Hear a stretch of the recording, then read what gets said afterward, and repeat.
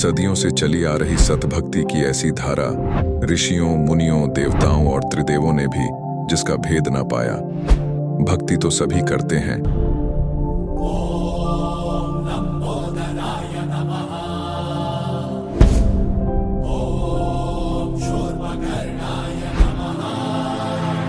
और हरदम यह सोच रहती है कि रहने के लिए आलीशान घर हो, घूमने के लिए बड़े बड़े पार्क हो, खाने पीने के लिए स्वादिष्ट भोजन हो, हम कभी बीमार ना हो, कभी दुखी ना हो और कभी भी ना मरे।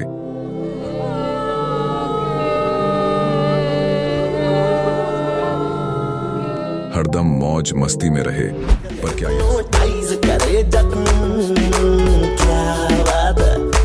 पर क्या यह संभव है? हम सब इतनी भक्ति करते हैं, व्रत करते हैं, श्राद्ध निकालते हैं, कावड़ लेकर आते हैं,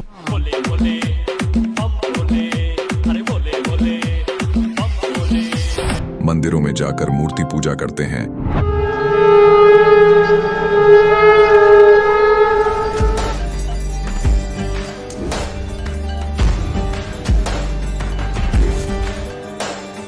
भानुकोटि भास्वरं भवाब्धितारकं परं नीलकण्ठमिप्सितार्थदायकं त्रिलोचनं कालकालमम्बुजाशमक्षशूलमक्षरम्। चर्च में जाकर प्रेयर करते हैं,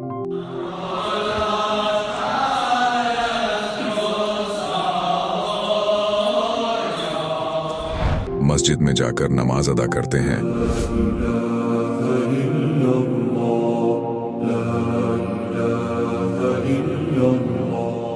अल्लाहु अकबर कबीरा, और गुरुद्वारों में जाकर माथा टेकते हैं,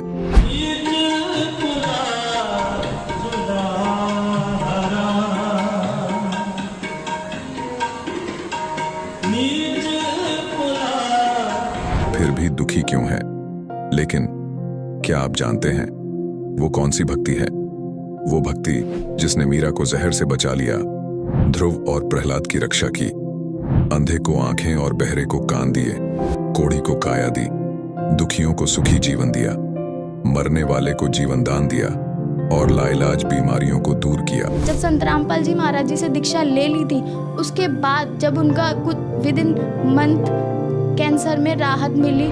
जैसे हम लोग परमात्मा का आदेश आया, हम लोग हॉस्पिटल गए और ऑपरेशन कराया। भगत जी 1 रुपया का भी दवाई माता जी को खाना नहीं पड़ा, और जो डॉक्टर कैंसर है बताते थे, वही डॉक्टर के मुख से हमने ये सुना भगत जी कि ये चमत्कार कैसे हो गया। तो हॉस्पिटल में दिखाया तो कैंसर घोषित कर दिया डॉक्टर ने यहाँ। तो फिर इसके इलाज के लिए घूमे, इलाज भी नहीं हुआ, तो फिर घर पे थक के बैठ गए। कैंसर के लिए जिंदल हॉस्पिटल में रहा, उसके बाद सपड़ा हॉस्पिटल में रहा, उसके बाद जयपुर में दिखाया, उसमें कोई इलाज नहीं हुआ। संत रामपाल जी महाराज जी ने चरणामृत प्रसाद दिया और आशीर्वाद दिया और भक्ति ज्ञान दिया, और उसके बाद मैं तंदुरुस्त हूँ। हर दिन में अपना सब कुछ खाता हूँ, मुझे कोई समस्या नहीं। मेरे को बीमारी ये थी सर कि ब्लड ट्यूब में मेरे को एक प्रकार का पस आ गया था और इन्फेक्शन हो गया था। उस इन्फेक्शन को डॉक्टर लोग वो कह रहे थे कि इसमें आपको ऑपरेशन करना पड़ेगा। आश्रम पहुंचने में परमात्मा का नामदान लिया और जो उन्होंने मुझे उपदेश दिया, उस उपदेश देने के बाद उन्होंने आशीर्वाद दिया। आशीर्वाद देने के बाद तत्क्षण में मेरा ये रोग वहीं के वहीं दर्द बिल्कुल ठीक हो गया। भक्ति सभी करते हैं, लेकिन उपरोक्त लाभ सिर्फ सतभक्ति से ही प्राप्त होते हैं। आज भी सतभक्ति करने वाले हजारों लाखों लोगों को शास्त्र अनुसार भक्ति का अद्भुत अनुभव प्राप्त हो रहा है। आइए जानते हैं ऐसे ही लाखों श्रद्धालुओं में से एक सतभक्ति करने वाले इस श्रद्धालु का अनुभव। नमस्कार जी। नमस्कार। क्या नाम है जी आपका? मेरा नाम निरुपम निशा साहू, मैं छत्तीसगढ़ से हूँ, दुर्ग जिला से। संत रामपाल जी महाराज से नाम दीक्षा आपने कब ली? संत रामपाल जी महाराज से मैंने दीक्षा 12 फरवरी 2013 में ली है। संत रामपाल जी महाराज से नाम दीक्षा लेने से पहले क्या आप कोई भक्ति साधना भी करती थी? जी, मैं दुर्गा माँ की भक्ति करती थी, हनुमान जी की भी भक्ति करती थी और मैं 9 दिन उपवास करती थी भगत जी और सर जी। और मतलब मेरा ये कहना है कि मतलब मैं जैसे लोग खाना एक टाइम खाते, मैं एक टाइम खाना भी नहीं खाती थी। मैं मतलब जैसे बोलना चाहिए वो दूबी का रस है ना, वैसा इतना मतलब कठोर उपवास करती थी मैं। तो बहुत ज़्यादा भक्ति में थी। और क्या मेरे जो पापा हैं उनके द्वारा मैं आध्यात्म में जुड़ी थी, तो बचपन से ही मैंने बहुत भक्ति की। तो दुर्गा माँ की, हनुमान जी की, मतलब जो भी व्रत उपवास आते थे बहुत मतलब मुझे रुचि था, बहुत रुझान था, तो बहुत भक्ति करती थी भगत जी मैं। बहन जी, संत रामपाल जी महाराज की शरण में आप कैसे आईं? संत रामपाल जी महाराज की शरण में हमारे हस्बैंड के दीजिए जी हैं, उनके द्वारा हमें पता चला कि ऐसे संत रामपाल जी महाराज है जो कबीर परमात्मा की सच्चा ज्ञान बताते हैं, उनकी भक्ति बताते हैं, जिससे हमें मोक्ष प्राप्त होगा। तो वैसे हम संत रामपाल जी महाराज की शरण में आए। संत रामपाल जी महाराज की शरण में आने के बाद श्रद्धालु को बहुत सारे लाभ प्राप्त होते हैं, क्या आपके साथ भी कुछ ऐसा हुआ? जी भगत जी, बहुत लाभ हुए हैं। मालिक के लाभ तो हम पल पल अनुभव करते हैं, उनका मैं क्या बयान करूं, फिर भी मैं आपको बताऊंगी भगत जी। मेरा पोस्टिंग पीएससी के द्वारा रायगढ़ में हुआ था, जहां मतलब मैं अकेले मेरे छोटे बच्चे के साथ रहती थी और मेरे हस्बैंड हैं वो मेरे इन लॉज और बड़े बेटे के साथ रहते थे। तो कहीं ना कहीं हमारा परिवार समझ लीजिए बिखर गया था। और एक जो एडजस्टमेंट होता है मान मर्यादा के साथ में, जगत में जो लोग हैं वो चीज़ों को मतलब नहीं स्वीकारते हैं। तो बहुत सारी चीज़ें थी भगत जी, बच्चे का तबीयत ख़राब है तो मैं किसके भरोसे छोड़ूं, मुझे ड्यूटी जाना है तो बच्चे को मैं मतलब ताला लगा के जाती थी भगत जी। लिटरली बच्चा रोता रहता था, मतलब इतनी दयनीय स्थिति थी कि मैं कुछ नहीं कर पा रही थी। बहुत मैंने कहा 2 वक्त की समान रोटी मिलेगी मुझे या 1 वक्त की रोटी खाऊंगी, लेकिन मैं प्राइवेट नौकरी करूंगी, नहीं चाहिए। सब गवर्नमेंट नौकरी के लिए जी जान लगाते, लेकिन मुझे नहीं चाहिए ऐसी नौकरी जहां मैं सुख शांति ही ना हो। फिर हमारे भगत जी बोले कि मतलब तुम इतना बोलती हो तो तुम कितना भक्ति करती हो, परमात्मा की शरण में हो फिर भी तुम्हें लाभ नहीं हो रहा, तो भैया तुमने कितनी भक्ति की। तो फिर फाइनली बोले कि नहीं, मुझे समय नहीं मिलता है। समय नहीं मिलता है बोलने से तो लाभ नहीं होगा, तो तुम्हें समय निकालना पड़ेगा। तो फिर हमने रोज़ सुबह उठ करके भक्ति बताया गया था संत रामपाल जी महाराज द्वारा, तो वो भक्ति हम करते थे भगत जी। और साल भर के अंदर मालिक की ऐसी दया हुई, कबीर परमात्मा की ऐसी दया हुई कि संत रामपाल जी महाराज की भक्ति द्वारा मेरा एम्स रायपुर में सिलेक्शन हो गया। और वो भी सर जी प्रावीण्य सूची में, मतलब पहले नाम पे। मतलब मैं एक एवरेज स्टूडेंट हूँ, कहना चाहिए मैं बहुत गोल्ड मेडलिस्ट हूँ ऐसा नहीं, मतलब एक सामान्य एक एवरेज स्टूडेंट होकर के ऑल ओवर इंडिया में टॉप करना बोलने से मालिक की दया ही है भगत जी, और कुछ नहीं। इसके अलावा बहुत लाभ मिले भगत जी। मेरा छोटा बेटा मेरे साथ ही था, जैसे मैंने बताया आपको। तो उस समय गर्मी का मौसम था और ऐसा था कि कैसे भी हमें बस यहाँ से जाना है ये था, तो सामान भी पूरी तरह से नहीं था। और 1 महीना बच्चा, जैसे बोला जाए सर जी कि 1-2 दिन के लूज़ मोशन में बच्चे की क्या हालत होती है, मतलब बड़े की हालत ख़राब होती है, तो एक बच्चा है तो उसे 102, 103 डिग्री टेम्परेचर, लूज़ मोशन, मतलब बहुत पस्त हो गया था बच्चा। आए दिन मेरे को हॉस्पिटल ले जाना पड़ रहा है। मतलब कहना चाहिए कि मैं बहुत डर गई थी। मतलब रोज़ मैं भगत जी को अपने हस्बैंड को फ़ोन कर रही हूँ, बोले कि क्या करें। जैसा ही परमात्मा ने दया रखी थी और 1 महीने तक मेरे बच्चे को तकलीफ़ थी, लेकिन वो बच्चा आज बहुत स्वस्थ है, कोई शिकन तक नहीं है उस बच्चे के इस पर। संत रामपाल जी महाराज के पास सच्ची भक्ति है जो कि और गुरु नहीं बता पाते हैं। ऐसी भक्ति संत रामपाल जी महाराज जी जो भक्ति बताते हैं उसमें हमारे पाप कर्म भी नष्ट होते हैं। बाकी गुरुओं का कहना है कि आप कितनी भी, मतलब आपके पुराने कर्म है जिसके कष्ट आप भोग रहे हो, लेकिन संत रामपाल जी महाराज जी जो हमें भक्ति बताते हैं उसमें हमारे पाप कर्म भी नष्ट हो जाते हैं, जिससे हमें जो दुख आता तो है लेकिन वो पल भर में नष्ट हो जाता है। बहन जी, आप रायपुर एम्स में डॉक्टर हो और जो दर्शक आज आपको देख रहे हैं टीवी पर, उनके लिए आप क्या कहना चाहेंगी? उत्तर दक्षिण पूरब पश्चिम फिरता दाने दाने नु, सर्वकला सदगुरु साहिब की हरि आए हरियाणे नु। हमारे भारत में, हमारे हरियाणा प्रदेश में हम एक संत आए हुए हैं जिसे बोलते तत्वदर्शी संत, जिसकी व्याख्या गीता अध्याय 4:34 श्लोक में बताया गया है कि कोई तत्वदर्शी संत है जो आपको पूर्ण ज्ञान देगा और आपको मोक्ष, उन्हीं की भक्ति, उन्हीं के द्वारा बताई हुई भक्ति करके आपको मोक्ष प्राप्त होगा। तो जिसके बारे में संत रामपाल जी महाराज सबको बता रहे हैं और जिस पर आज पहले तो कोई विश्वास नहीं करता, आज उनके जेल में होने के बावजूद कई सारे जो शिष्य हैं वो उनकी शरण में आए हैं। तो इससे बड़ा उदाहरण क्या होगा लोगों के लिए। तो बस मैं ही कहना चाहूँगी कि परमात्मा हमारी धरती पर आ चुके हैं, उन्हें जानिए, उन्हें पहचानिए और सच्चे दिल से भक्ति करिए। परमात्मा सभी सुख देता है जो हम चाहते हैं और वो वही देगा जो हमारे लिए अच्छा हो। संत रामपाल जी महाराज से नाम दीक्षा कैसे ली जा सकती है?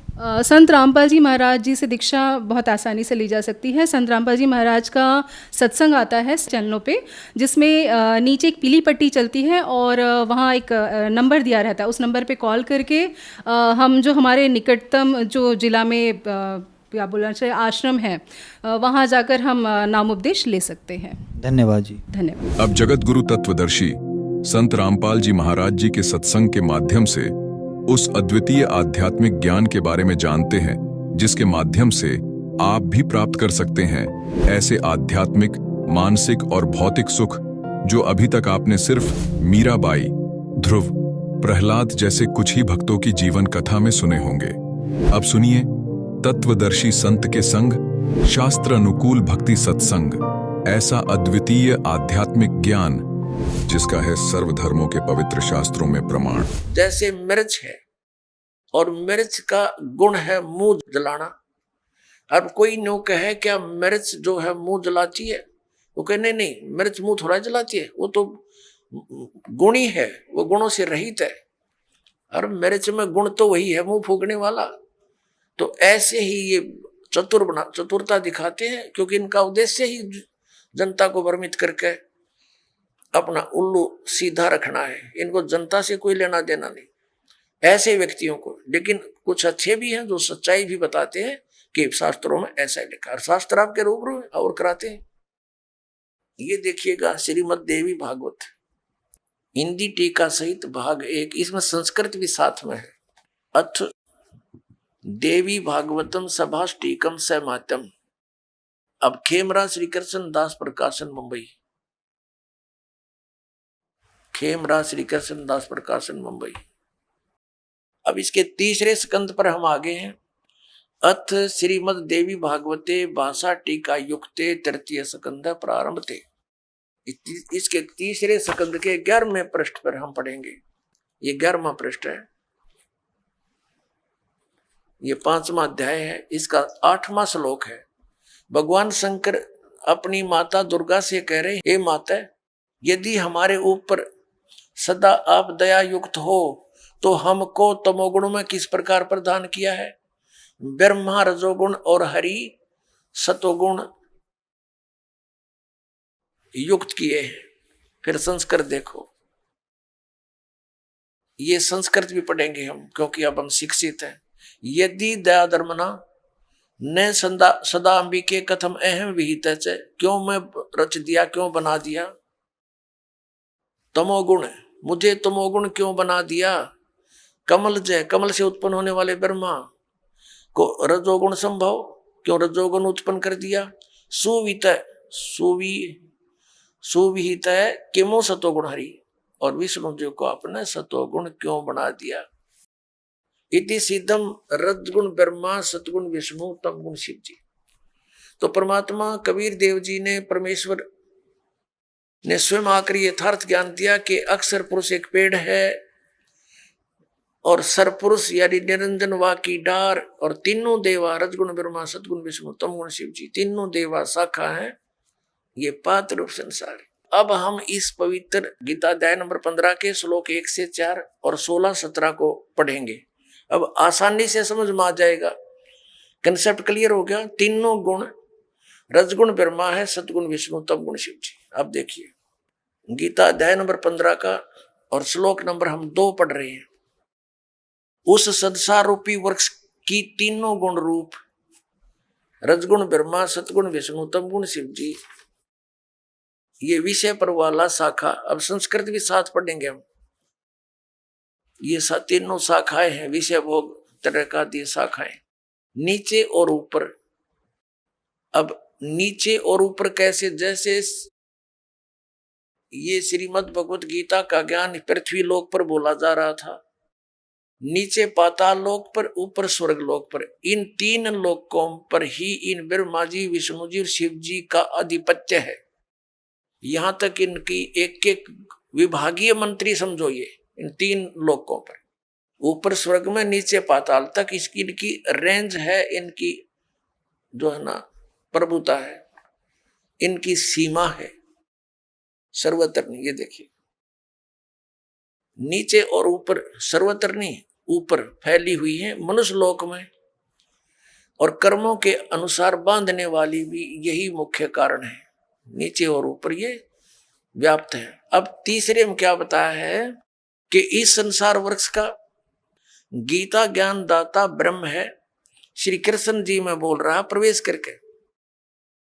और ये क्या बताता है कि संसार रूपी वृक्ष की जो मैं जानकारी इस अध्यात्म ज्ञान में दे रहा हूं गीता जी के डिस्कशन में, तेरी मेरी चर्चा में मैं कंप्लीट नहीं बता पाऊंगा, क्योंकि मुझे इसका पूर्ण ज्ञान नहीं है। देखना, अध्याय नंबर 15 का श्लोक 3 पढ़ रहे हैं। इस संसार वृक्ष का स्वरूप, संसार वृक्ष का स्वरूप जैसा कहा है वैसा यहां विचार काल में, तेरे मेरी चर्चा में, गीता जी के डिस्कशन में नहीं पाया जाता। यानी मैं नहीं जानता इस पूरे संसार के आदि और अंत को, संसार रूपी वृक्ष के यानी सब ब्रह्मांडों के बारे में नहीं कंप्लीट जानता, क्योंकि न तो इसका आदि है और न अंत, और तथा न इसकी अच्छी प्रकार से स्थिति है। इसलिए इस सुविरुद्ध मूलम यानी जड़ जो है वो परमात्मा है, वो अविनाशी है, उसका लोक भी अविनाशी है। अति दृढ़ मूल वाले यानी इस अविनाशी मूल वाले संसार रूपी पीपल के वृक्ष को दृढ़ माने दृढ़, असंग शस्त्रेण का अर्थ इन्होंने कर दिया वैराग रूप शस्त्र द्वारा नहीं, तत्व ज्ञान रूपी शस्त्र द्वारा काट कर यानी अच्छी तरह समझ कर। अब चौथे में क्या कहा है, 15वें अध्याय का चौथा श्लोक, उसके पश्चात उस परम पद रूप परमेश्वर को भली भांति खोजना चाहिए, जिसमें गए हुए पुरुष फिर लौटकर संसार में नहीं आते, और जिस परमेश्वर से इस पुरातन संसार रूपी वृक्ष की परिवर्ती विस्तार को प्राप्त हुई है, उसी आदि पुरुष नारायण यानी परम अक्षर ब्रह्म की शरण में मैं हूं। इस प्रकार दृढ़ निश्चय करके उस परमेश्वर का ही मनन और निधि ध्यान करना चाहिए। अब इसमें क्या स्पष्ट हो गया कि गीता ज्ञान दाता कहता है कि मैं कंप्लीट नॉलेज नहीं रखता, और तत्वदर्शी संतों के पास जाकर उनको समझ, उसके पश्चात परमेश्वर के उस परम पद की खोज करनी चाहिए, जहां जाने के बाद साधक लौटकर फिर कभी संसार में नहीं आते, यानी उनका पूर्ण मोक्ष होता। गीता ज्ञान दाता अपनी स्थिति स्पष्ट करते हुए गीता अध्याय नंबर 2 के श्लोक 12 में, गीता जी अध्याय नंबर 4 के श्लोक 5 और 9 में, गीता अध्याय नंबर 10 के श्लोक नंबर 2 में स्पष्ट करता है कि अर्जुन तेरे और मेरे बहुत जन्म हो चुके हैं, तो नहीं जानता मैं जानता। इससे सिद्ध है कि ये तो नासवान है, स्पष्ट हुआ। और ये भी स्पष्ट हुआ कि ब्रह्म है जो गीता जी बोल रहा, श्री कृष्ण जी में इसका ओम नाम है, ओम नाम के जाप से ब्रह्मलोक प्राप्ति होती है। ब्रह्मलोक में गए हुए प्राणी भी जन्म मृत्यु में ही रहते हैं, तो ये ब्रह्म की साधना से भी मोक्ष प्राप्त नहीं हो सकता, वो स्थान प्राप्त नहीं हो सकता जहां जाने के बाद साधक कभी लौटकर संसार में नहीं आते। वो कौन है? वो परम अक्षर ब्रह्म की साधना करने से। जैसे गीता जी अध्याय नंबर 4 के श्लोक नंबर 25 से लेकर 30 तक गीता ज्ञान दाता ने कहा है, कोई तो देवताओं की पूजा करता है, कोई केवल तीक्ष्ण व्रत रखता है, जैसे इन अहिंसावादी व्रत रखता है, जैसे मुंह पर पट्टी बांध कर नंगे पैरों घूमना, और कुछ स्वाध्याय ही करते हैं, जैसे गीता जी का नित्य पाठ कर लेना, वेदों का अध्ययन करते रहना। कोई प्राणायाम करता है, कोई केवल हवन यज्ञ ही करते हैं, और सभी अपनी साधनाओं को पापनाशक जानते हैं। यदि उनको ये पता चल जाए कि ये पापनाशक नहीं है, तो सब कोई ना करे उनको। ये साधक उसी समय तक उस साधना को कर रहा है जब कोई इसका पता नहीं कि सही नहीं है, तब छोड़ देगा उसी दिन।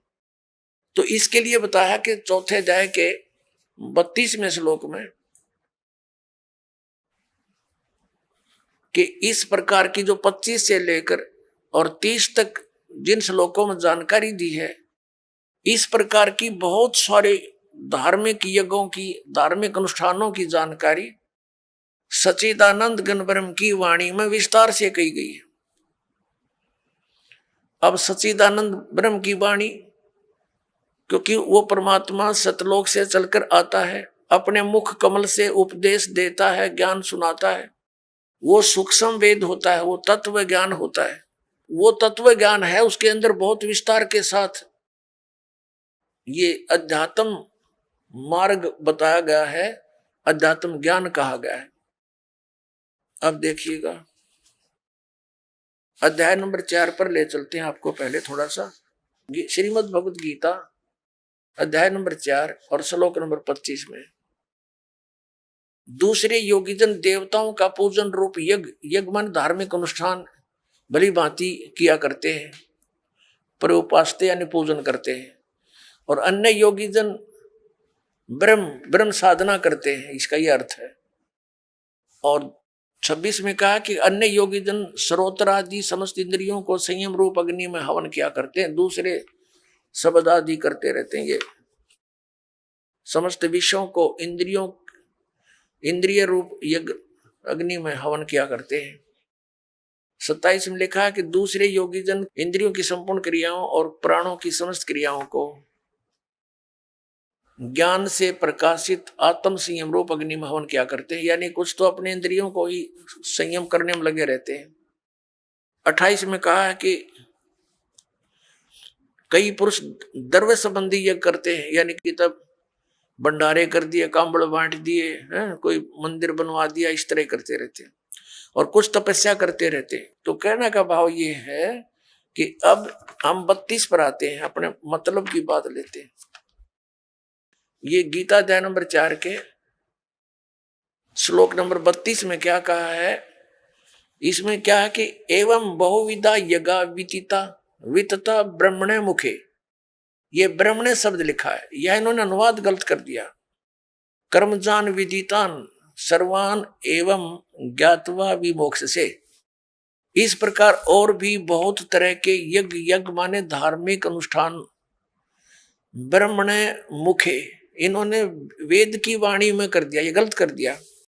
यहां देखिएगा अध्याय नंबर 17 के और श्लोक नंबर 23 में यही ब्रह्मणे शब्द है इसके अंदर। श्रीमद् भगवद गीता अध्याय नंबर 17 का श्रीमद् भगवद गीता और श्लोक नंबर 23 में ओम तत्सत इति निर्देश है ब्रह्मणे तिर्विद समर्थ है ब्राह्मणा तेन वेदा च यज्ञा च विहिता पुरा। इसका अनुवाद इन्होंने क्या कि ओम ओम तत् तत् सत सत, ओम तत्सत ऐसे ही है। 3 प्रकार का ब्रह्मणे माने सच्चिदानंद घन ब्रह्म का नाम कहा है। ब्रह्मणे का अर्थ सच्चिदानंद घन ब्रह्म समझो। अब यहां आ जाते हम फिर गीता जी के 4थे अध्याय के हम फिर 32वें श्लोक में आते हैं। 32वें श्लोक में अब ये ब्रह्मणे जो मुख्य लिखा है इन्होंने यहां गलत अनुवाद कर दिया। इस प्रकार बहुत तरह के यज्ञ सच्चिदानंद घन ब्रह्म की वाणी में विस्तार से कहे गए। ये तत्व ज्ञान है सच्चिदानंद घन ब्रह्म, यानी परम अक्षर ब्रह्म सतपुरुष कबीर साहब सतलोक से चलकर आते हैं और अच्छी आत्माओं को मिलते हैं, तत्व ज्ञान बताते हैं, फिर उनके द्वारा बोली गई कबीर वाणी लिपिबद्ध कर ली जाती है। तो उस कबीर वाणी में यानी सच्चिदानंद घन ब्रह्म की वाणी में जो उनके मुख कमल से बोली गई है उसमें वो ज्ञान तत्व सब धार्मिक अनुष्ठानों की जानकारी पूर्ण रूप से विस्तार से कही गई है। वो तत्व ज्ञान है, उसको जानने के बाद फिर सभी कर्मों से मोक्ष प्राप्त हो जाता है। उस फिर 4थे अध्याय के 34वें श्लोक में कहा है, देखिएगा ये देखना 4थे अध्याय का 32वां श्लोक कंप्लीट पढ़ते हैं, अब समझ में आएगा। इस प्रकार और भी बहुत तरह के यज्ञ माने धार्मिक अनुष्ठानों की जानकारी, ये सच्चिदानंद घन ब्रह्म की वाणी पढ़ना, इसको ये गलत लिखा। ब्रह्म माने वेद नहीं हो सकता, ब्रह्म मन सच्चिदानंद घन ब्रह्म की वाणी यानी परम अक्षर ब्रह्म की वाणी, इसको तत्व ज्ञान भी कहते हैं। मैं विस्तार से कहे गए हैं। उन सब को तू कर्म जान, यानी नाम उठत नाम बैठत नाम सोत जाग बे, काम करते करते दैनिक कर्म करते करते उनका उसमें साधना होती है। कर्म जान शारीरिक मन इंद्रिय और शारीरिक क्रियाओं द्वारा संपन्न होने वाले हैं। वो उसमें लिखा वो काम करते करते क्रियाएं करते हैं, कर्म योग के द्वारा संपन्न होते हैं वो सब क्रियाएं। इस प्रकार तत्व से जानकर उनके अनुष्ठान द्वारा तो कर्म बंधन से सर्वथा मुक्त हो जाएगा। अपने आत्माओं चौथे अध्याय के 34वें श्लोक में बताया वो तत्व ज्ञान को। ये चौथे अध्याय का श्रीमद् भगवत गीता, ये 34वां श्लोक है। उस ज्ञान को जो सच्चिदानंद घन ब्रह्म ने, यानी परमेश्वर ने स्वयं आकर जो ज्ञान दिया, सुख संवेद, वो तत्व ज्ञान है, वो उसकी वाणी में लिखा होता है। और वो तत्व ज्ञान केवल वो संत ही जानते हैं जो उससे परिचित है। तत्व ज्ञान और तत्वदर्शी संत गीता ज्ञान से अन्य ज्ञान रखता है। यदि तत्व ज्ञान की जानकारी ब्रह्म को होती तो एक अध्याय और लिख देता, उसको ये ज्ञान नहीं था। अब यहां देखो, अब 34 में कहा, गीता अध्याय नंबर 4 के श्लोक नंबर 34 में कहा कि उस ज्ञान को जो सच्चिदानंद घन ब्रह्म की वाणी में विस्तार से कहा गया है, तो तत्वदर्शी ज्ञानियों के पास जाकर समझ, उनको भली भांति दंडवत प्रणाम करने से और उनकी सेवा करने से, कपट छोड़कर सरलता पूर्वक प्रश्न करने से वे परमात्म तत्व को भली भांति जानने वाले ज्ञानी महात्मा तुझे तत्व ज्ञान का उपदेश करेंगे। अपने आत्माओं, ये दास अब कहां लाना चाहता है आप जी को? गीता जी अध्याय नंबर 8 के श्लोक नंबर 1 में अर्जुन ने पूछा कि आप जी ने जो 7वें अध्याय के 29वें श्लोक में बताया है कि तत्ब्रह्म को जानकर और सारे धातुओं से परिचित, सब कर्मों से परिचित व्यक्ति केवल जरा और मरण से छूटने का प्रयत्न करता। जरा माने वृद्ध अवस्था और मरण माने मृत्यु। तो 8वें अध्याय के प्रथम मंत्र में पूछा वो किम तत्ब्रह्म। ये देखिएगा, ये है श्रीमद् भगवत गीता अध्याय नंबर 7 और श्लोक नंबर 29, ये 29। यहां इसकी केवल संस्कृत है, आगे इसका अनुवाद है। जरा मरण मोक्षाय, जरा माने बुढ़ापा, मरण माने मृत्यु, मोक्ष माने छुटकारा पाने के अर्थ। माम आश्रित यतंती ये ते ब्रह्म तत्विदु कृष्णम अध्यात्म कर्म च अखिलम। इसका अर्थ है कि माम आश्रित, मैंने जो तुझे बताया है, इस ज्ञान को आश्रित जो कर लेगा, तत्वदर्शी संतों को खोज लेता है, वह जो जरा मरण मोक्ष से छूटने, मोक्ष के लिए, जरा मरण के मोक्ष के लिए ही यतंती प्रयत्न करते हैं, वे तत्ब्रह्म को और सारे अध्यात्म ज्ञान को और सब कर्म को से परिचित है। ये देखिएगा, यह अनुवाद है 7वें अध्याय के 29वें श्लोक का। जो मेरी शरण होकर आश्रित है, इसका अर्थ तो ये दास ने जो बताया वही सही है कि मेरे इस ज्ञान का आश्रय कर ले, कि तत्वदर्शी संत की खोज कर ले, उसके बाद उससे प्राप्त ज्ञान के आधार से जो केवल जरा और मरण से छूटने का ही प्रयत्न करते हैं, वे उस तत्ब्रह्म से और सारे अध्यात्म ज्ञान से और सब कर्मों से परिचित हैं। देखिए, अब 7वें अध्याय का 29वां श्लोक हम गीता जी का पढ़ रहे हैं। जो मेरे आश्रित माने शरण होकर जरा और मरण, जरा माने वृद्ध अवस्था, मरण माने मृत्यु से छूटने के लिए यत्न करते हैं, वे उस ब्रह्म को और संपूर्ण अध्यात्म को, ये देखो, उस तत् ब्रह्म, उस ब्रह्म को, संपूर्ण अध्यात्म को और संपूर्ण कर्मों को जानते हैं। यहाँ 8वां अध्याय प्रारंभ होता है, इसका प्रथम ही श्लोक है 8वें अध्याय का। इसमें पूछा है किम तत्ब्रह्म, आपने जिस इस तत्ब्रह्म के बारे में कहा है कि तत् ब्रह्म को, उस ब्रह्म को और सब संपूर्ण अध्यात्म को, संपूर्ण कर्मों को जानते हैं। यहाँ पूछा 8वें अध्याय के प्रथम श्लोक में किम तत्ब्रह्म और किम अध्यात्म, किम कर्म पुरुषोत्तम, किम अधिभूत च किम प्रोक्तम अधिदेवम किम उच्यते। इसका उत्तर दिया है 8वें अध्याय के 3रे श्लोक में। ये 8वें अध्याय का ये 3रा श्लोक है। वह परम अक्षर ब्रह्म है, परम अक्षर ब्रह्म है। 3रे श्लोक में उत्तर दिया। अपने आत्माओं, अब हम आते हैं गीता जी अध्याय नंबर 15 के श्लोक नंबर 16 और 17 पे। इससे सारा कंसेप्ट जो दास करना चाहा था क्लियर हो जाएगा। ये देखिएगा, ये गीता अध्याय नंबर 15 और यहाँ ये 16वां श्लोक है। इसमें 2 पुरुष बताए हैं, दिव्यम द्वौ इमौ पुरुषौ, 2 पुरुष, 2 प्रभु, 2 स्वामी, एक सर और एक अक्षर। इसको सर पुरुष कहो। इस दोनों पुरुषों को यहाँ लगा सकते हैं, सर पुरुष और अक्षर पुरुष। और यहाँ इनका अनुवाद, इनका अनुवाद देखते हैं। इस संसार में नासवान और अविनाशी भी ये 2 प्रकार के पुरुष माने प्रभु, पुरुष माने स्वामी, भगवान कहे हैं। और सब प्राणियों के शरीर नासवान है और जीवात्मा अविनाशी कहा जाता है। इसका भावार्थ ये है, एक सरपुरुष तो ये ब्रह्म है, अक्षर पुरुष ये परब्रह्म है, सरपुरुष जो है ये ब्रह्म 21 ब्रह्मांड का स्वामी है, और अक्षर पुरुष ये 7 संग ब्रह्मांड का स्वामी है। ये दोनों भी और इनके अंतर्गत जितने प्राणी हैं सब नासवान है, लेकिन जीवात्मा तो किसी की भी नहीं मरती, वो तो विषय ही अलग है। अब ये स्पष्ट कर दिया, ये तो दोनों नासवान है, सरपुरुष भी और अक्षर पुरुष भी। भले ही अक्षर माने अविनाशी होता है, लेकिन इसकी बहुत ज्यादा लंबी आयु है, जिस कारण से इसको अक्षर कह रहे हैं, लेकिन ये वास्तव में अविनाशी नहीं है। इसका कंसेप्ट 15वें अध्याय के 17वें श्लोक में स्पष्ट कर दिया कि उत्तम पुरुष है तू अन्य और परमात्मा इति उदाहरते। देखना 15वें अध्याय का हमने 16वां पढ़ लिया, 17वां पढ़ेंगे। उत्तम पुरुष है तू अन्य परमात्मा इति उदाहरते। यह लोग तरम आविष्य विवर्ती अवय ईश्वर है। उत्तम पुरुष यानी श्रेष्ठ परमात्मा तो इन दोनों से कोई अलग है। 2 पुरुष 16वें में कहे उनसे अन्य है, और जो तीनों लोकों में प्रवेश करके सबका धारण पोषण करता है। अविनाशी परमेश्वर परमात्मा इस प्रकार कहा गया है।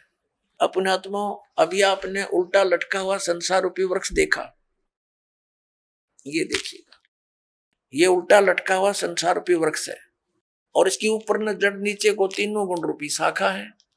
तो जड़ से ही पूरे वृक्ष को आहार मिलता है। तीनों लोकों में प्रवेश करके सबका धारण पोषण ये मूल रूपी परमात्मा परम अक्षर ब्रह्म ही सब संसार का धारण पोषण करता है। ये संसार रूपी वृक्ष है। संसार रूपी वृक्ष की जो मूल है परम अक्षर ब्रह्म, ये देखो श्रीमद् भगवत गीता अध्याय नंबर हम 15 का और श्लोक नंबर हम ये 17वां पढ़ रहे हैं। उत्तम पुरुष है तू अन्य परमात्मा इति उदाहरते। उत्तम पुरुष यानी श्रेष्ठ परमात्मा प्रभु तो कोई और है, इन ऊपर वाले से दोनों से अलग है, और उसी को परमात्मा कहा जाता है। यह लोग तरम आविष्य विवर्ती, जो तीनों लोकों में प्रवेश करके सबका धारण पोषण करता है, वो वास्तव में अविनाशी भगवान है, वो अविनाशी परमात्मा। ये देखिए, उत्तम पुरुष है तू अन्य परमात्मा। उत्तम पुरुष तो पुरुषोत्तम, उत्तम पुरुष यानी पुरुषोत्तम सही भगवान तो कोई और ही है, जो तीनों लोकों प्रवेश करके और सबका धारण पोषण करता है, वो है अविनाशी परमात्मा। वास्तव में अपने आत्मा जो दास निष्कर्ष निकालना चाह रहा अब निकल रहा है। अब जो प्रसंग चला था कि विष्णु जी तो कह रहे हैं मैं दुर्गा से ऊपर किसी को नहीं मानता, मेरे आध्यात्मिक ज्ञान के जितना मुझे है, मेरे ज्ञान में दुर्गा से ऊपर कोई भगवान नहीं। विष्णु जी कह रहे मैं दुर्गा की भक्ति करता रहता हूं, और हमारे आचार्य शंकराचार्य कहते हैं ये अपने स्वरूप की भक्ति करते हैं, ये किसी की भक्ति नहीं करते। कोई कह कुछ राम की भक्ति करता है, राम श्री शंकर की करता है। ये इनकी दंत कथा लोक वेद था। अब दुर्गा जी ने स्पष्ट कर दिया, वो कहती है ब्रह्म की पूजा करो, मेरी पूजा भी छोड़ दो। उसका ओम नाम है, ओम नाम के जाप से ब्रह्म लोक प्राप्ति होगी। गीता जी ने स्पष्ट कर दिया कि गीता ज्ञानदाता ब्रह्म है, उसका एक ओम अक्षर है, उसकी साधना करने वाला ब्रह्मलोक में जाता है। ब्रह्मलोक में गए हुए प्राणी फिर जन्म मृत्यु में आते हैं, ये सथाई मोक्ष नहीं। अब गीता ज्ञानदाता 18वें अध्याय के 62वें श्लोक में और गीता अध्याय नंबर 15 के 1 से 4 में और 18वें अध्याय के 62 और 66 में, इन श्लोकों में ये स्पष्ट कर रहा कि उस परमेश्वर की भक्ति करनी चाहिए, उस परम अक्षर ब्रह्म की, जो 8वें अध्याय के 3रे श्लोक में जिसके विषय में कहा है। उसकी भक्ति करनी चाहिए। उसकी साधना करने से प्राणी कभी लौटकर संसार में नहीं आता, परमेश्वर के उस परम पद की प्राप्ति हो जाती है। और गीता जी अध्याय नंबर 18 के श्लोक नंबर 62 में कहा कि तू सर्वभाव से उस परमेश्वर की शरण में जा, उसकी कृपा से तू परम शांति को और सनातन परम धाम को प्राप्त होगा, यानी फिर कभी जन्म मृत्यु नहीं होगी। अपनी इसने स्पष्ट कर दी, तेरी और मेरी जन्म मृत्यु सदा बनी रहेगी। अपने आत्मा, आज सुबह भी यही विषय रहा था, लेकिन जब तक ये ग्रंथ रूबरू नहीं हो जाते तब तक हमें विश्वास नहीं होता, क्योंकि हम दूध के जले हुए और छाछ को भी फूंक मार कर पीते हैं। तो दास चाहता कि आपको इतना दृढ़ कर दूं कि आप सदग्रंथों को देखकर बिल्कुल पक्के हो जाओ और फिर त्याग दोगे उन नकली गुरुओं, आचार्यों और शंकराचार्यों को, और अपना कल्याण कराओगे। श्री मद भगवत गीता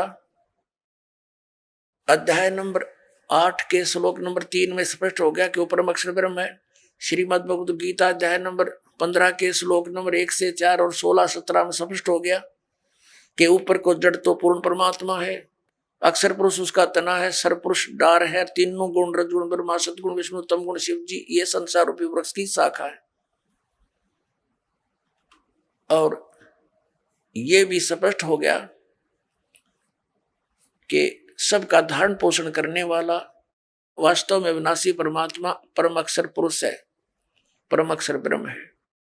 अब गीता अध्याय नंबर 8 के श्लोक नंबर 5 में और 7 में गीता ज्ञानदाता अपनी साधना के लिए कहता मेरी भक्ति कर। उसके लिए मंत्र इसने बता दिया 8वें अध्याय के 13वें श्लोक में कि मेरा एक ओम अक्षर है, नथिंग एल्स, और मेरी भक्ति करनी है तो ओम अक्षर है, तो मुझे प्राप्त होगा, लेकिन युद्ध करना पड़ेगा। और परम अक्षर ब्रह्म की शरण में जाना है, उसकी भक्ति करनी है, तो उसका मंत्र बता दिया 17वें अध्याय के 23वें श्लोक में, ओम तत्सत इति निर्देश है ब्रह्मण त्रिविध समृत है। ब्रह्मण माने उस परम अक्षर ब्रह्म के पाने की, उसकी भक्ति का केवल ओम तत्सत इन 3 मंत्र के जाप का सिमरण करने का, 3 प्रकार से सिमरण करने का आदेश है, निर्देश। निर्देश माने फाइनल फैसला, नथिंग एल्स। तो उसकी साधना करने से तो वो 8वें अध्याय के 8, 9, 10 श्लोक में कहा कि उसकी भक्ति करेगा तो उस परमात्मा को, परम अक्षर ब्रह्म को प्राप्त होगा। जब उसकी साधना करने से वहां प्राणी चला जाता, जहां जाने के बाद फिर लौटकर संसार में नहीं आते। और ये हमारे अज्ञानी आचार्य शंकराचार्य, तत्व ज्ञानहीन प्राणी मंडलेश्वर, ये कहते हैं हमारे धर्मगुरु कि श्री कृष्ण जी अपने बारे में कह रहे, हर इसमें कंसेप्ट क्लियर कर रखा है, 2 परमात्मा नारे नारे, 3 बोले हैं, 3 बताए हैं, लेकिन 2 का ही अधिक रोल है, क्योंकि हम सरपुरुष के लोक में रहते हैं और परम अक्षर ब्रह्म के लोक में हमने जाना है। उसकी साधना है, लेकिन बीच में एक थोड़ा सा इंटरफेरेंस है इसकी, अक्षर पुरुष के, इसके साथ संग ब्रह्मंडों से हमने पार कर होना है। उसके लिए इसका ये ओम तो ये सीधा ही मंत्र है ब्रह्म का, तत् ये सांकेतिक है अक्षर पुरुष का, और सत भी सांकेतिक है परम अक्षर पुरुष, परम अक्षर ब्रह्म का। तो इन 3 मंत्रों के साधना से हम यहाँ से पूर्ण मोक्ष प्राप्त करके उस लोक में चले जाएंगे, जहां जाने के बाद साधक फिर कभी लौट कर नहीं आता। तो ये इस पूरी श्रीमद् भगवत गीता का निष्कर्ष आपके सामने, आप थोड़ा संकेत दिखा और देता हूं। देखिएगा, गीता अध्याय नंबर 8 का हमने यहां तक पढ़ लिया था कि वह परम अक्षर ब्रह्म है। ये 3रे श्लोक में वह परम अक्षर ब्रह्म है जो गीता ज्ञान दाता से अन्य है। और यहां गीता ज्ञान दाता कहता है 8वें अध्याय के और ये 5वें श्लोक में कि जो पुरुष अंत काल में मुझे ही स्मरण करता हुआ शरीर त्याग कर जाता है, वह साक्षात मेरे रूप को प्राप्त होता है। साक्षात रूप नहीं, मद भावम याति, मेरे वाले भाव में को प्राप्त होता है, इसमें कोई संशय नहीं। अब 7वें श्लोक में क्या कहा 8वें अध्याय के में, 8वें अध्याय के गीता जी और 7वें में क्या कहा कि इसलिए अर्जुन तू सब समय में मेरा स्मरण कर और युद्ध भी कर। युद्ध तो करना पड़ेगा, मेरी शरण में रहेगा तो। और मुझ में अर्पण किए हुए मन बुद्धि से युक्त होकर निसंदेह मुझे ही प्राप्त होगा। अब 8वें में गीता अध्याय नंबर 8 का श्लोक नंबर 8 हम पढ़ रहे हैं। हे पार्थ, परमेश्वर के यह नियम है, परमेश्वर के अभ्यास योग युक्तेन, उस 3 मंत्र के जाप का अभ्यास करने वाला, दूसरी ओर न जाने वाले चित्त से निरंतर चिंतन करता हुआ मनुष्य परम दिव्यम पुरुष याति, उस परम अक्षर ब्रह्म को प्राप्त होता है। परम प्रकाश रूप दिव्य पुरुष को अर्थात परमेश्वर को ही प्राप्त होता है, जो गीता ज्ञान दाता से अन्य है। ये अब 9वें में यह कंसेप्ट भी क्लियर किया है कव्यम। अब यहाँ इसको नहीं छेड़ेंगे, हम स्पष्ट यही पढ़ेंगे। जो पुरुष सर्वज्ञ अनादि, सबके नियंता यानी सबका मालिक, सूक्ष्म से अति सूक्ष्म, सबका धारण पोषण करने वाला, अचिंत रूप, सूर्य के सदृश नित्य चेतन प्रकाश रूप यानी सूर्य की तरह तेजो में शरीर युक्त साकार, स्पष्ट है इसमें, अविद्या से अति प्रे सच्चिदानंद घन परमेश्वर का श्रवण करता है, उस परम अक्षर ब्रह्म का श्रवण करता है। अब 9वां आपने पढ़ दिया, 8वें अध्याय का, अब 10वां पढ़ते हैं। वह भक्ति युक्त पुरुष यानी 3 मंत्र के जाप करने वाला, जिसमें एक ओम है, 2 तत्सत तत् और सत सांकेतिक है। वह भक्ति युक्त पुरुष अंत काल में योग बल से, योग माने साधना, भक्ति की शक्ति से भ्रकुटी के मध्य में प्राणों को अच्छी प्रकार स्थापित करके फिर निश्चल मन से श्रवण करता हुआ उस दिव्य रूप परम पुरुष परमात्मा को ही प्राप्त होता है। यानी गीता ज्ञान दाता से अन्य है वो परम अक्षर ब्रह्म, उसकी साधना करने वाला उसको प्राप्त होता है। और ये अज्ञानी आचार्य और ये शंकराचार्य हमारे धर्म गुरु कहते हैं, श्री कृष्ण जी अपने विषय में कह रहे हैं और कोई परमात्मा नहीं, नहीं और कोई नहीं है। इन्होंने आज 5500 वर्ष हो गए श्रीमद् भगवत गीता और पुराणों को और वेदों को लिपिबद्ध हुए, इन्हें कख नहीं पता इसके बारे में। आचार्य का अर्थ गुरु होता है और गुरु अध्यापक होता है, जो सिलेबस से पूरा परिचित हो, मास्टर हो। और जिसने कख नहीं पता वो काय का टीचर, काय का आचार्य। ये डबो दिया सारा देश, हिंदू समाज को इन्होंने भूत बनवा के फिर उनने की पूजा करवाते हैं, श्राद्ध निकलवा का अपना पोषण करते हैं लोग।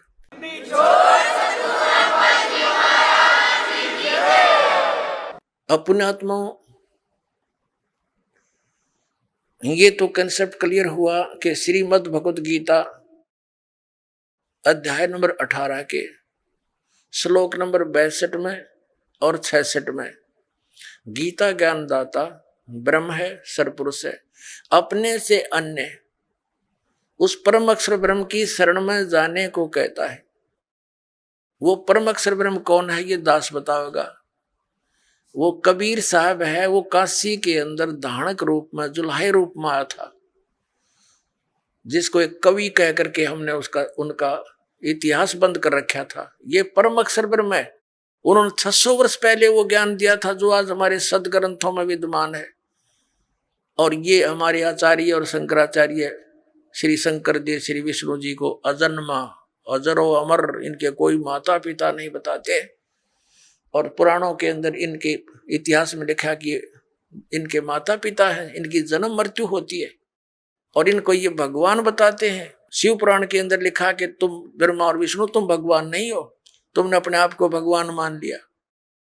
अब पुणात्माओं, प्रसंग ये चला था कि हमारे धर्म गुरु शंकराचार्य आचार्यों और सतयुग से लेकर आज तक इन ब्राह्मणों यानी मैं ऋषियों को तो ज्ञान कहाँ होगा, इनके भगवानों को ज्ञान नहीं। जिनको ये भगवान बताते हैं विष्णु और शंकर जी को और ब्रह्मा जी को, और इनको ये भगवान बताते हैं, ये मालिक बताते हैं, और ये भगवान नहीं है, ये प्रमाण है पुराण में। अभी कंसेप्ट क्लियर करते पुणात्माओं, एक समय श्री ब्रह्मा जी और विष्णु जी का आपस में युद्ध हो गया। किस बात पर युद्ध हो गया कि ब्रह्मा जी कहते हैं विष्णु जी को कि मैं तेरा पिता हूं, तेरा जनक हूं। विष्णु जी कहते हैं मैं तेरा पिता हूं, मैं तेरा जनक हूं। इस प्रकार दोनों का युद्ध हो गया। इनके दोनों के युद्ध को समाप्त कराने के लिए ऊपर से इस इनके पिता ने, इस ब्रह्म ने, सरपुरुष ने इनके बीच में एक सतम खड़ा कर दिया, लिंग, बहुत बड़ा पिलर तेजों में। इन्होंने लड़ना तो छोड़ दिया, उसका और छोर खोजने लगे। फिर यहां पर ये प्रकट हो गया शिव जी का रूप धारण करके। ये ऐसे छल करता है, इसने प्रतिज्ञा कर रखी है कि मैं अपने वास्तविक काल रूप में कभी किसी के सामने प्रकट नहीं होऊंगा। इसका काल रूप कौन सा है? गीता जी अध्याय नंबर 11 के श्लोक नंबर 47-48 में ये कहता है कि अर्जुन देख, ये है मेरा काल रूप, विराट रूप, और इसकी प्राप्ति ना वेदों वर्णित विधि से, ना जप से, ना तप से, ना यज्ञ से, किसी प्रकार से नहीं हो सकती। ये तो मैं अपना अनुग्रह करके तेरे ऊपर कृपा की है, तेरे से पहले इसको किसी ने नहीं देखा था, ना आगे कोई देख सकता। गीता जी अध्याय नंबर 7 के श्लोक नंबर 24-25 में ये कहता है कि ये मूर्ख जन समुदाय मुझ अव्यक्तम व्यक्तिम आपन मनन्ते, मुझ अव्यक्त को मैं अपने योग माया से छुपा रहता हूं। ये मूर्ख जन समुदाय मुझे व्यक्ति रूप में आया हुआ कृष्ण मान रहे होंगे। I am not Krishna. तो वो छुपा रहता है। ऐसी छल क्या करता है, कभी विष्णु रूप का धारण करके किसी को दर्शन दे देता है, ऋषि को, साधक को। तो वो विष्णु जी की महिमा गाता है कि आप ही सर्वशक्तिमान हो, मैंने समाधि काल में आपके दर्शन हुए, आप छुपाए हो अपने आप को। ऐसे ही कोई साधक साधना कर रहा है ब्रह्म की, तो उसको ब्रह्मा के रूप में दर्शन दे देता है। वो कहता है ये ब्रह्मा जी सर्वशक्तिमान है, ये छुपाए बैठे अपने आप को। और किसी को शंकर भगवान के रूप में दर्शन दे देते, तो वो कहते हैं शंकर भगवान ही सर्वेश्वर है। तो इस प्रकार ये भ्रम फैला रखा था इस काल भगवान ने, और इसी के आधार से श्री विष्णु जी को भ्रम हो गया कि मैं पालन करने वाला, ब्रह्मा जी का मैं उत्पत्ति करने वाला। विष्णु जी को ये था कि तू मेरी नाभि कमल से उत्पन्न हुआ। ब्रह्मा जी कहते हैं मैं सारी सृष्टि का उत्पन्न करने वाला हूं, मैं प्रजापिता हूं। इन दोनों का युद्ध हो गया। तो तब ये आके खड़ा हो गया उनके पास और उनसे क्या कहता है कि तुमने अज्ञानता से अपने आप को ईश मान लिया, भगवान मान लिया, यू आर नॉट गॉड। ये दिखाता हूं आपको, ये देखिएगा श्री शिव महापुराण हिंदी टीका सहित भाग 1। ये श्री शिव महापुराण, इसके कौन है लेखक? विद्यावृद्धि पंडित ज्वाला प्रसाद जी मिश्र कृत हिंदी टीका सहित, खेमरा श्री कृष्ण दास प्रकाशन मुंबई। ये शिव महापुराण है। इसके हम विद्वेश्वर संहिता पर पहुंचते हैं। ये 11 पृष्ठ विद्वेश्वर संहिता शिव पुराण अध्याय 6 में यहाँ पर नंदी केश्वर यानी वो नंदी बैल बता रहा है भगवान शंकर का। नंदी केश्वर बोले कि हे योगेंद्र, एक समय विष्णु भगवान शेष सैया पर अपने गरुड़ आदि पार्षदों के से संयुक्त लक्ष्मी सहित शयन करते थे। उस समय ब्रह्म ज्ञानियों में श्रेष्ठ ब्रह्मा जी अपनी इच्छा से वहां आए। सब प्रकार सुंदर सेज पर शयन करते हुए कमल लोचन विष्णु जी से पूछने लगे, तुम कौन हो? मुझे देखकर अभिमानी पुरुष के समान शयन करते हो। वत्स बेटा उठो, देखो मैं तुम्हारा स्वामी आया हूं। आए हुए स्वामी का गुरु को देखकर दुर्मान करता है, वह उस द्रोही मूड का प्रायश्चित होना निश्चित है। यह सुनकर विष्णु जी के अंतर में क्रोध हुआ, पर ऊपर से दिखाया नहीं, परंतु बाहर से शांत रहे और बोले, बेटा वत्स ब्रह्मा। विष्णु जी बोले ब्रह्मा जी को, वत्स बेटा तुम्हारा मंगल हो, बैठो इस आसन पर विराजो। इस समय तुम्हारे नेत्र कुटिल और मुख वक्र क्यों हो रहा है? ब्रह्मा जी बोले, हे वत्स विष्णु, तुमको समय के प्रभाव से अभिमान है। हे पुत्र, मैं तुम्हारा रक्षक और जगत का पिता मैं हूं। विष्णु जी बोले, यह तो सब जगत मुझ में सतीत है, तुम चोर के समान किस प्रकार अपना कहते हो? अभी आपने सुने जगत गुरु तत्वदर्शी संत रामपाल जी महाराज के मंगलमय सत्संग प्रवचन। आइए अब सुनते हैं उन भक्तों के अनुभव जिन्होंने संत रामपाल जी महाराज के प्रमाणित ज्ञान से प्रभावित होकर नाम दीक्षा लेकर अनेकों लाभ प्राप्त किए। नमस्कार सर। सब साहेब जी। सर क्या नाम है आपका? परमहंस दास। सर कहाँ से हैं आप? सर कैमूर बिहार से। सर संत रामपाल जी महाराज से नाम दीक्षा आपने कब ली? संत रामपाल जी महाराज से नाम दीक्षा मैंने 25 अक्टूबर 2012 को सतलोक आश्रम बरवाला से लिया। संत रामपाल जी महाराज से नाम दीक्षा लेने से पहले आप क्या भक्ति साधनाएं करते थे? सर रामपाल जी महाराज के शरण में जाने से पहले तो मैं एकदम नास्तिक प्रवृत्ति का था, किसी देवी देवता को मानता नहीं था। किसी भी साधु संत को देख के मैं पहले से दूरी बनाता था और उनसे कई तरीके का प्रश्न करता था। मैं खोजता फिरता था पहले तो कि कोई मिल जाए जो मेरे प्रश्नों का उत्तर दे। तो मैं फिर उनसे प्रश्न करता था कि जब यही भगवान हैं और भगवान स्वयं सब कुछ करता धरता है, तो यहाँ हम देखते हैं कि चारों तरफ हाहाकार मचा हुआ है। कहीं लोग बाढ़ में मर रहे हैं, कहीं सुखाड़ में मर रहे हैं, कहीं भयंकर महामारी आ जाती है, कहीं कोई बम ब्लास्ट हो जाता है और किसी का बेटा मर जाता है, किसी को बेटी मर जाती है, किसी का परिवार मर जाता है, किसी के बच्चे अनाथ हो जाते हैं। तो भगवान जब परम दयालु है, परम कृपालु है, किसी का देखने में शरीर स्वस्थ लगता है, बाहर से अंदर जांच होता है तो उसको कैंसर पाता है, शुगर पाता है, ब्लड प्रेशर पाता है, HIV पाता है, तमाम तरीके के बीमारियों से ग्रस्त। आखिर वो परमात्मा दयालु है तो अपने बच्चों को इतना कष्ट क्यों देता है? यहाँ तो पूरी आग लगी हुई है दुनिया में। हम जितना अनुभव था उससे हम प्रश्न करते थे कि यहाँ तो हमने किसी को सुखी नहीं देखा अब तक। हमने अपने जीवन के अनुभव में खाकपति से खरबपति तक से जो हमारा परिचय हुआ, मेल जोल हुआ, तो हम सबसे जब अंदरूनी चर्चा करते रहे, खरबपति को हम सोचते थे कि बहुत सुखी होगा, इसके पास तमाम तरीके का बिजनेस व्यवसाय है, रुपया पैसा है, ये बहुत सुखी होगा।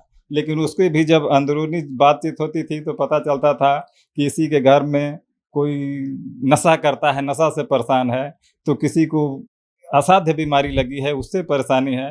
तो हम कहते थे कि आखिर भगवान है कोई? सर जी, हमारे जो प्रश्न होते थे उनका उत्तर किसी साधु संत, किसी महात्मा, किसी महंत के पास नहीं थे। सर आपने बताया कि आप नास्तिक प्रवृत्ति के व्यक्ति थे, तो फिर संत रामपाल जी महाराज की शरण में आप कैसे आए?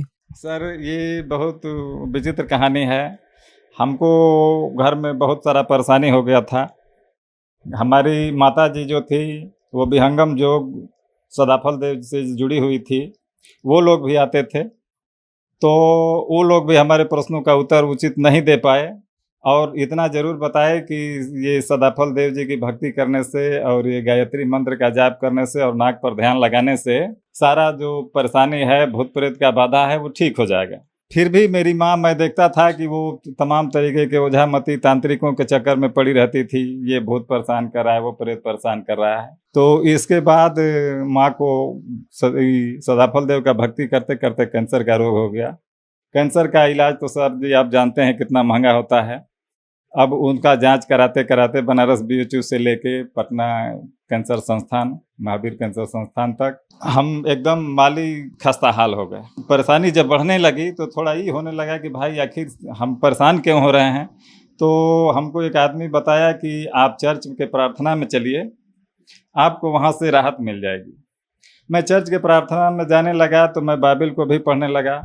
बाइबिल को मैं पढ़ता था तो उसमें लिखा कुछ और था और वहाँ के उनके जो मानने वाले अनुयायी जो लोग थे वो कुछ और कर रहे थे। बाइबिल में लिखा हुआ था, ईसा मसीह बता रहे हैं कि चोरी नहीं करना, ठगी नहीं करना, अपने पड़ोसी से झगड़ा नहीं करना, झूठी गवाही नहीं देना, चोरी नहीं करना, और बता रहे हैं कि हत्या नहीं करना, व्यभिचार नहीं करना। और हम देखते थे कि वो लोग 3 दिन 5 दिन का उपवास रखते थे और उपवास प्रार्थना के बाद जब उपवास टूटता था तो बकरा मार देते थे, मुर्गा मार देते थे। ये सब हमको हजम नहीं होता था। हम कहीं अरे यहाँ भी सब नकली चल रहा है। तो इसी बीच मालिक का सत्संग देखने लगा, तत्वदर्शी संत रामपाल जी महाराज का सत्संग सुनने लगा। जब हमको चारों तरफ से संतुष्टि हो गया तो हम और वहाँ नाम दीक्षा लिए। संत रामपाल जी महाराज से नाम दीक्षा लेने के बाद क्या आपको कोई लाभ भी मिले? लाभ तो इतने मिले कि मैं कहते कहते थक जाऊंगा और आप सुनते सुनते थक जाएंगे।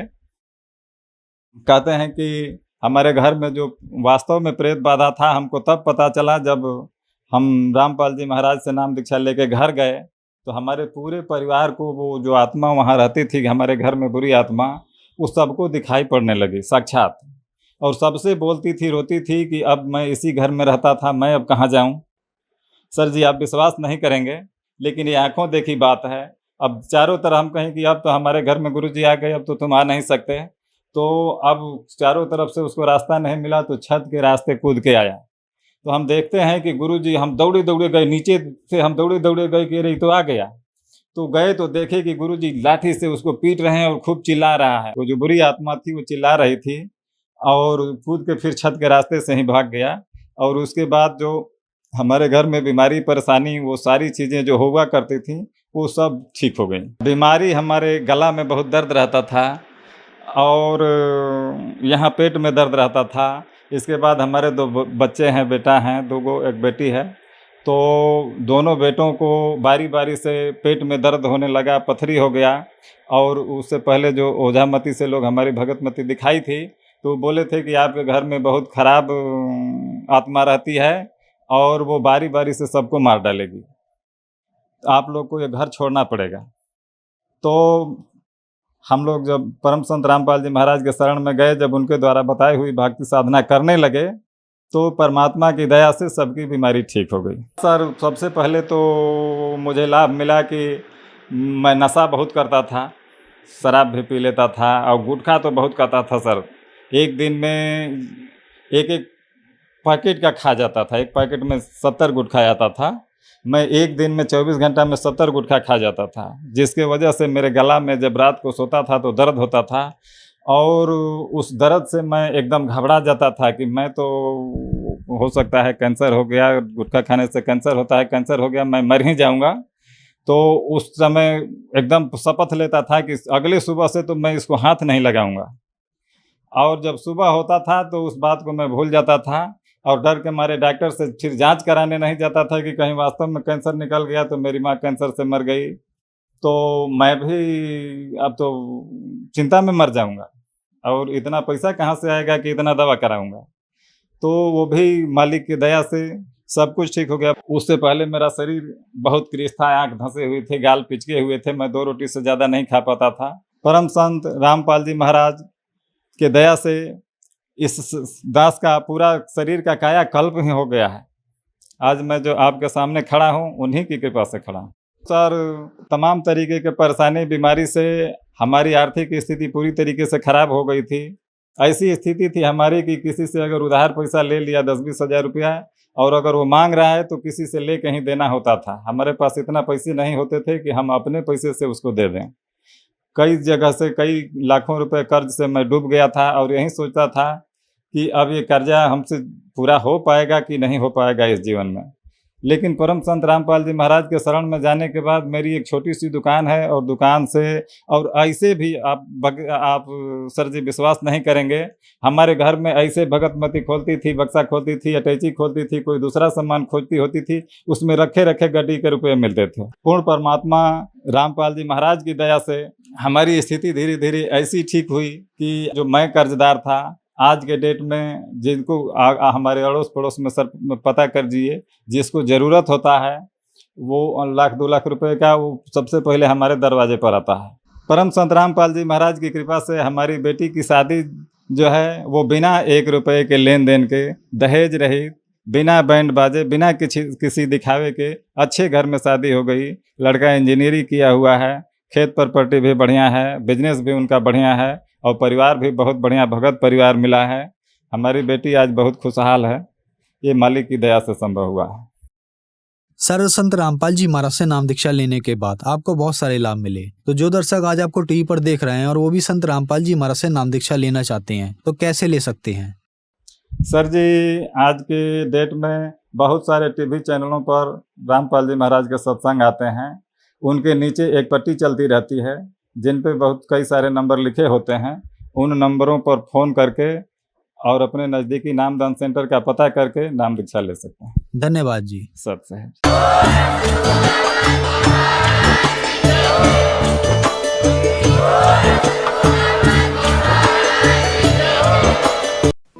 आप सुन रहे थे जगत गुरु तत्वदर्शी संत रामपाल जी महाराज के मंगल प्रवचन। अधिक जानकारी के लिए संपर्क करें